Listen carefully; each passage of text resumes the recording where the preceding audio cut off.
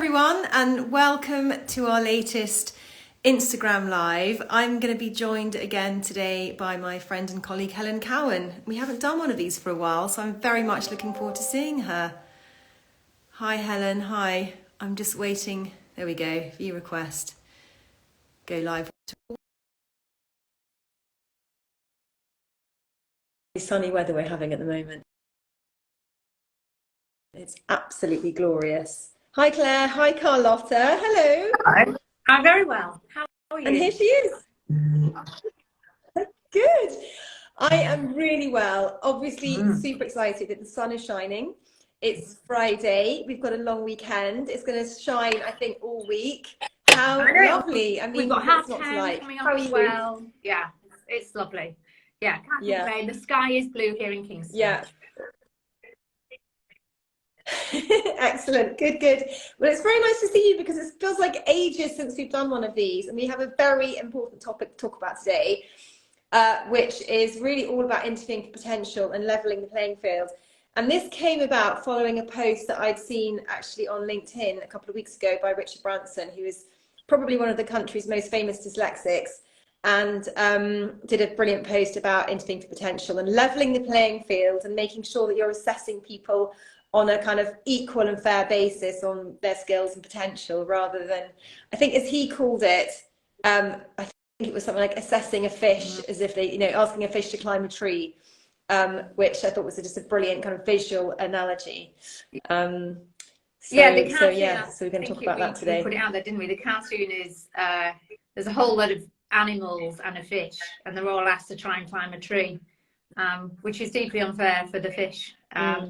Yeah, I love that article, and it was about, there's everyone has strengths and everyone has potential, and if the way we're going to talk about it today is if you're interviewing, you've got to look for potential and think about how you're flexing the interview to find out what it is you really need from that individual, rather than asking all the candidates to climb a tree, when that might not be the best way to assess potential. Yeah, and actually think about, because obviously this was very much going to be, obviously a lot of our Instagram lives are towards potential candidates, and this is for all of you out there who actually might one day be finding yourself in an actual interviewing situation where you're the interviewer and thinking about all of this kind of stuff. And what is it that you're really trying to find out about this person? Like, what do you really need to know? What can this person learn? What's the subject matter expertise that a smart person can pick up? And what are the core skills, whether it's communication or resilience or drive or whatever those things are, really to go in and think, what do I really want to get out of this time together? And that certainly that article kind of prompted lots of thinking and the kind of candidates that we work with, especially returners. And I think there's quite rightly a great emphasis on hiring managers making interviews fair, so it's fair and consistent. And there's a lot of effort goes into making interviews consistent, and there's the same questions for everyone, which we can understand why that happens. But actually, you're right, Dom. As a line manager, a hiring manager, what are you trying to get out of the candidates that you are interviewing, and how can you flex what you do to be able to see that in the candidates that are in front of you? Because we're not robots. Hiring manager is not a robot. You're not asking rote questions necessarily. So we need to flex to make sure you are getting the best out of the person in front of you for whatever role it is that you're looking to fill. Yeah. And if we sort of, let's say, kind of paint a metaphorical picture of a candidate that perhaps we might be working with, someone who, I don't know, let's call her Anna for the sake of it, who might have had a career break for a couple of years, might have been in her previous role for maybe 10 years. She might not have had an interview for, maybe 12, 13 years. Sorry, this is my top tip for anyone doing an Instagram Live, have a glass of water. Yeah, and we've coached those people. Yeah, she's not had an interview for 10, 12, 13 years. There's a candidate I've been working with. She's not been in asset management, where she's going back to, for 10 years. So she's been out for 10 years. She's not had an interview. That is very different. That individual is very different to the person who's coming in their lunch break to an interview from a job they're doing across the street. It's very similar to the job that they're applying for.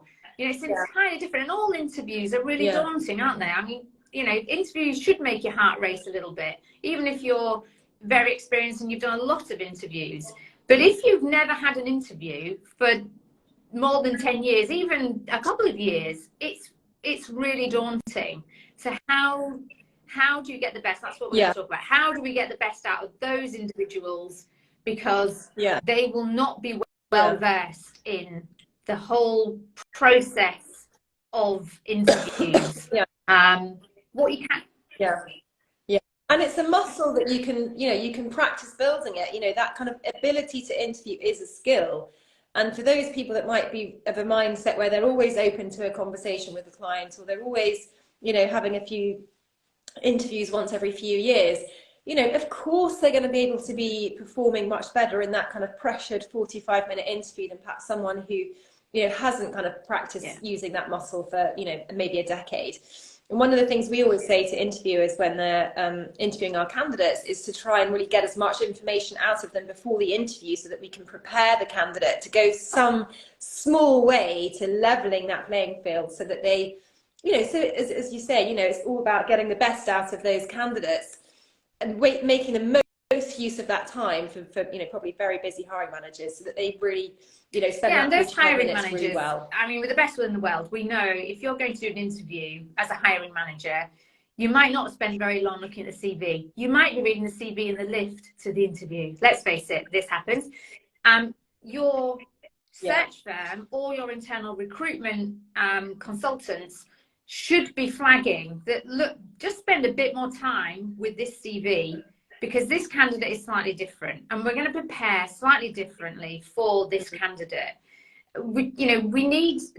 Hiring managers need to be aware of that, to be able to put steps in place to prepare the candidate, as you say, Dom, and to prepare themselves to be slightly different in the interview. Yeah, exactly. And I love your expression. I'm not going to say it because I know you know the one that I mean, about style, you know, about interview style. Like, how do you create an environment that is welcoming where someone can really, you know, perform to their best?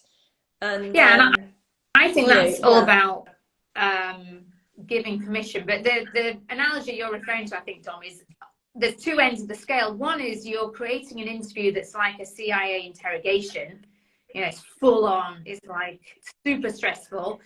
On the other end of the scale, it's a nice cozy fireside chat. And probably you don't want to be either end of those scales, depending on the culture of your organization. You want to be somewhere in between. You want to stretch that candidate, but you want to put them at enough ease that they can answer the questions well and show you what it is that they can do. So I think one of the steps that hiring managers need to do is to give the candidate permission, either before the interview and maybe reiterate it in the interview, to draw on all their experience. So I'm going to ask you some questions about experiences that you've had. Please feel free to draw on not just when you've been in a role like this before, but also the charity you're working with in the last 10 years, or the training that you've undertaken, or the studying, or the project that you've been working on in all this time. You know, it's giving that permission. Please don't feel you have to answer in a formal work environment, because I know that you've had a break. That sort of thing can really put people at ease and allow them to show experiences that demonstrate what it is that you need. Yeah, and from a candidate perspective as well, it's about thinking about what skills you can draw on, or what experiences you can draw on that you can apply to that requirement of the role. And you know, sometimes one of the things that we talk to our candidates a lot about is where there's something that you haven't done before, or you get asked to demonstrate you know, evidence of a specific skill that you maybe haven't done the exact same thing. It's not about saying what you can't do in an interview. That is not the place to say what you can't do. It's about it's the place to think, well, what can I draw on in my past experience that would help me be effective in that thing I haven't done before? Or what would my plan be? What would my process be to be able to tackle that thing I haven't done before? How would I think that through? And those are the things to really focus on, rather than, well, I haven't done that and I can't do that. You know, what was that example, Dom, of a candidate you know, where the hiring manager had asked her to come in with a presentation. What was that example? Yes, well, that was actually one of the first candidates we ever placed, who I'm very pleased to say is still in the same company, not necessarily in the same role, but in the same company. And she had a fantastic background working for one of the global investment banks for many years in a sales role. And she'd had quite a significant break, you know, multiple years. I forget exactly how many, but 8 or 9 years. And during that time, she set up her own business that basically working with ultra high net worth individuals. So similar to institutional accounts, but in a completely different area. And she was introduced to this company that ended up hiring her, and they knew that she had, you know, she was smart and she'd had all this experience in her previous career in banking to know the product and the asset class and everything. And what they really wanted her to demonstrate is her communication, her presentation skills, and interacting with senior stakeholders. And so they actually asked her to come in to the company. This was pre-COVID, it was an in-person presentation, and pitch to the senior leadership team in this company about this business that she'd been running during her break. And it was fantastic because it was totally in her comfort zone. She was the subject matter expert in all of that. She knew way more than they did, but it didn't matter. They were absolutely assessing her for how does she come across, how does she communicate, how does she pitch, how does she present, how comfortable was she talking to a senior leadership team, and she completely nailed it. And as I say, got the job, and she's still there. Must be now 7 years later. And I was just incredibly impressed by the approach that company had taken to really get what they needed, you know, out of the process. They'd given her permission to talk about her life that she'd had in this gap in her formal working CV. But they actually invited her to come and very formally talk about it and demonstrate their skills. I think that is absolutely wonderful. I wonder as well about questions that look for potential. So things like if someone's been involved in a charity, if the candidate you're looking at has been involved in a charity or has set up their own business or has been volunteering on something, you could ask them, you know, why is that charity, for example, better for your involvement? You know, what have you done in that situation that has made it a better organisation, a better team, a better initiative? You know, you can really invite people to talk about the world that they've been in the gap that they've had between formal workplace roles. Another good one is just what's the last thing you've learned about yourself in any guise and that you didn't know before? Tell us more about that. You know, these sort of questions just draw out how much self-awareness someone has, how much they're working on their own development, how they work with other people. You know, all these things are typical skills that you're going to look for in a candidate, but there's different ways to ask for evidence of those.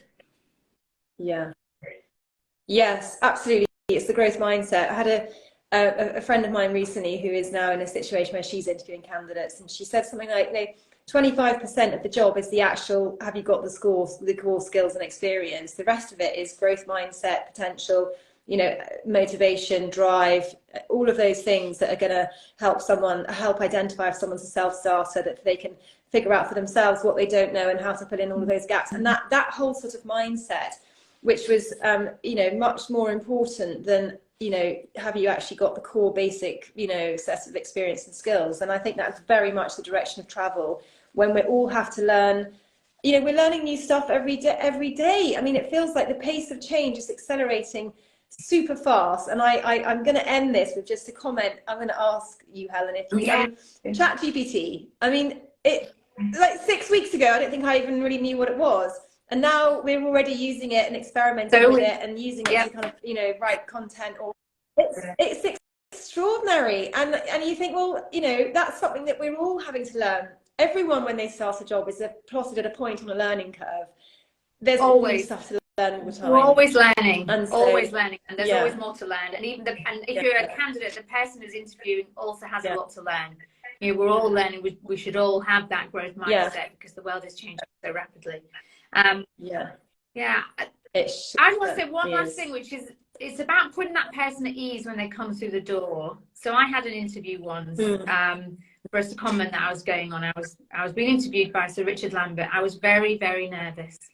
I'd not had an interview for years, and I'd submitted my CV, and here I was, shortlisted and going for this interview. And the first thing, I was quite daunted that it was Sir Richard Lambert, and I was really overwhelmed. And the first thing he did, he talked about the last thing on my CV, which was all the traveling that I'd done. And we spent about 15 minutes just talking about that. And I completely forgot where I was and what I was just involved in that, and it completely put me at ease. It was a very skillful thing to do. And I would just, if you're a hiring manager, put yourselves in the shoes of this person who's probably not had an interview for many years, and they're feeling daunted. It's a very big deal for them. How are you going to put them at ease and get the best out of them in this interview? If you spend 5 minutes thinking about that, it will make the world of difference. Yeah. Well, I think that's the perfect way to end, and an inspiring story for all those potential current or potential hiring managers out there when you're interviewing candidates. So thank you so much, Helen. Always enjoy our conversations. Looking forward to the next one. If anyone has any suggestions on topics they would like us to cover, please do put them in the comments.